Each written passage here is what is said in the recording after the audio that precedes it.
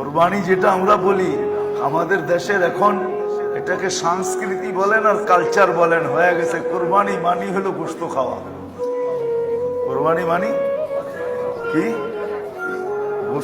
গোশত খাওয়া। কোরবানি মানি হলো গোশত খাওয়া। আসলে কোরবানি মানি গোশত না। কোরবানি মানি হলো আল্লাহর সামনে রক্ত বাহায়া দেওয়া, প্রবাহিত করে দেওয়া।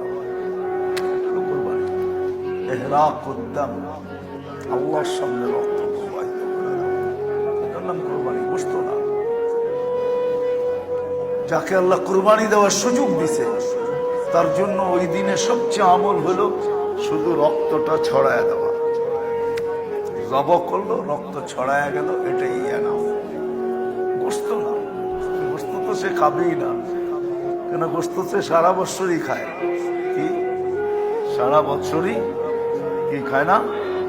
খায় না।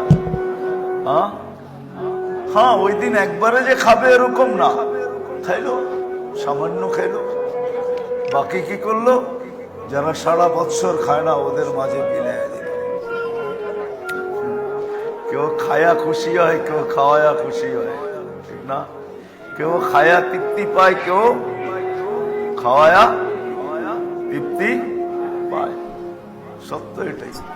আমাদের দেশের কালচার না, সৌদি আরবের কালচার। আরবরা করছে কোরবানি কাকে বলে। ওরা তো ছোট একটা খাসি কোরবানি করবে আর ওইটাকে নিয়ে যাবে আর ওইটা দিয়ে ওই দিনই বারবিকিউ করে শেষ। মরুভূমিতে যাইব, ছেকা মেকা খায়া শেষ করে দিবে।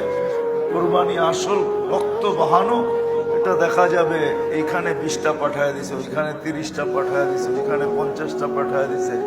এরকমও লোক আছে হাজার হাজার পাঠায় দেয়, 4000, 5000, 10,000 সাউথ আফ্রিকায় করতেছে কোরবানি, আর গরিবদের ভিতরে মিলাই দিচ্ছে। আমাদের দেশে এটা নেই। আমাদের দেশে কোরবানি মানিল কি দুইটা আর কি, কোরবানি মানি গোশত খাওয়া আর কোরবানি মানি শোডাউন। মনে হয় শোডাউন বোঝেন নাই? বোঝেন নাই মনে হয়? বুঝছেন কি? হ্যাঁ,